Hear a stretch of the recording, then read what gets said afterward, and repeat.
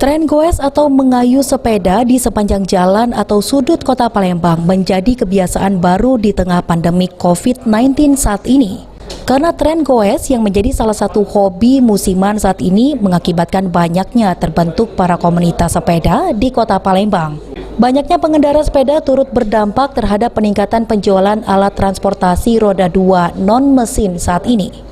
Salah satu pemilik toko sepeda di kawasan Jalan Masjid Lama Chelsea mengatakan ratusan sepeda terjual sejak 1 bulan terakhir atau jika dipersenkan meningkat hingga 50%. Sedangkan untuk jenis sepeda yang paling banyak diminati masyarakat yakni sepeda lipat dengan berbagai merek dan jenis. Untuk harga sepeda itu sendiri berkisar dari 1 juta hingga 8 juta rupiah.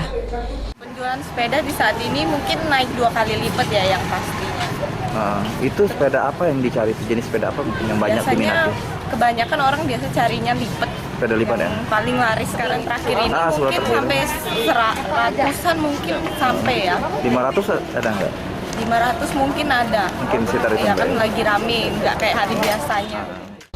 Heru Wahyudi, PAL TV.